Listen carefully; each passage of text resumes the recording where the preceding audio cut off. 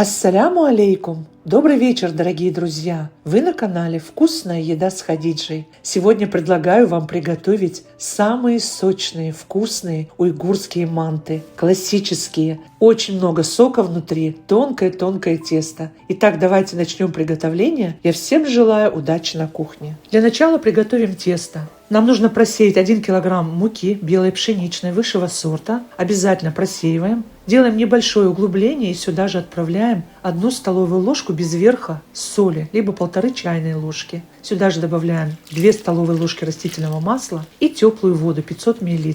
Я очень люблю тесто на ледяной воде. Но и на теплой воде тоже получается очень хорошо. Главный секрет теста – тугое и плотное тесто. Тогда манты получатся отменные.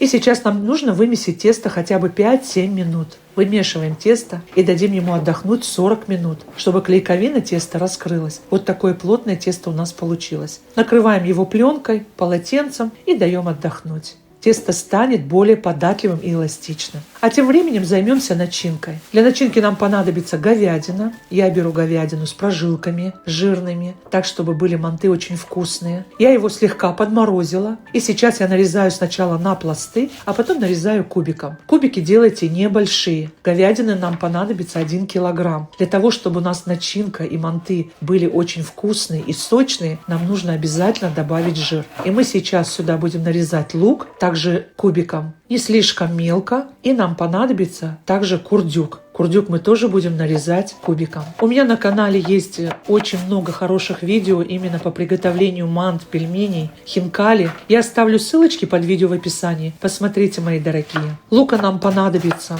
900 грамм, можно и 1 килограмм взять. Всю граммовку оставлю под видео в описании в инфобоксе. Если вы лук пропускаете через мясорубку, есть специальная решетка с продольными вырезами. Лук получается очень мягкий, и в мантах он будет очень сочный. А так как мы с вами нарезали ножом, поэтому я этот лук обязательно буду сейчас его сжимкать. Добавляем сюда соль, перец, все по вкусу. На 100 грамм начинки добавляем 1 грамм соли. А также добавляем зиру. Обязательно ее протираем, чтобы она отдала как можно больше аромата. Немного добавляем растительного масла без запаха и все сжимкаем. Сюда же добавляем жир. У меня говяжий. Идеально будет, если вы добавите сюда бараний жир. Очень вкусно. Добавляем также ледяную воду, либо бульон холодный с холодильника 150 мл.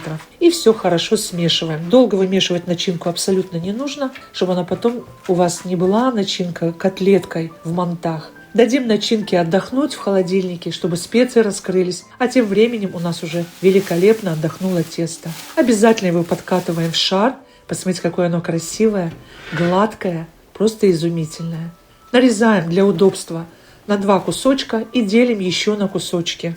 Нам нужно тесто скатать в жгуты и потом нарезать на кусочки. Сейчас я манты готовлю именно таким образом. Я знаю, что по-разному готовят манты. Вы можете посмотреть мои видео и увидеть, как я готовлю другие манты. Нарезаем на кусочки.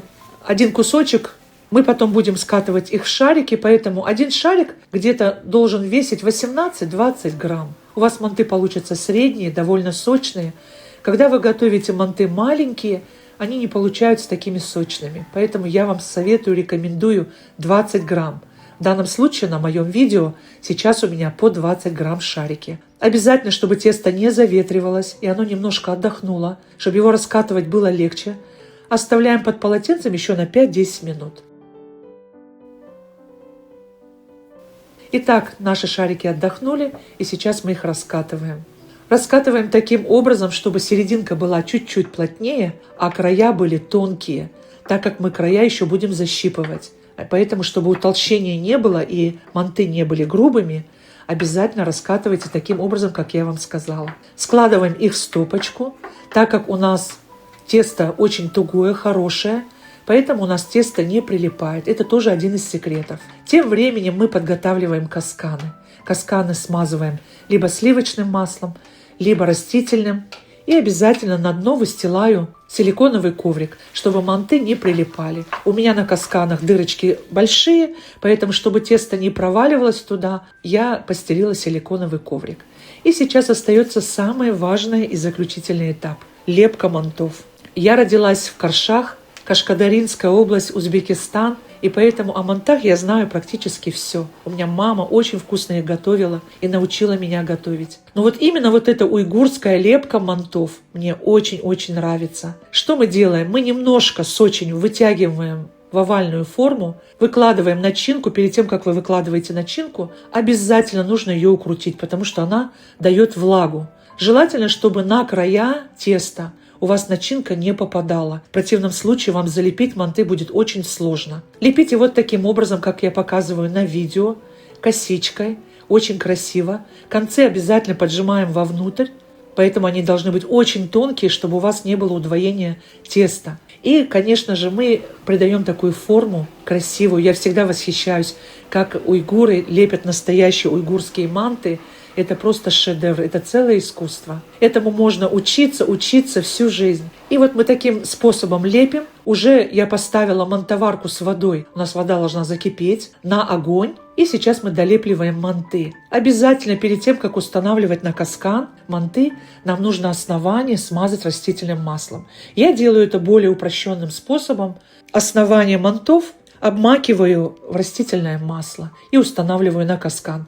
Устанавливайте на расстоянии, так как они, когда пар поднимается, они увеличиваются в размере и могут друг к другу прилипнуть. И обязательно у каскана боковинки тоже смажьте растительным маслом, потому что они могут прилипнуть, и, конечно, будет неприятный эффект. У нас практически все готово. Сейчас мы накрываем мантоварку крышкой плотно и отправляем на активный огонь. Вариться наши манты будут 25-30 минут, никоим образом не больше. Тогда манты получаются великолепные, не рвутся, очень сочные внутри и просто изумительные, эстетичные и красивые получаются.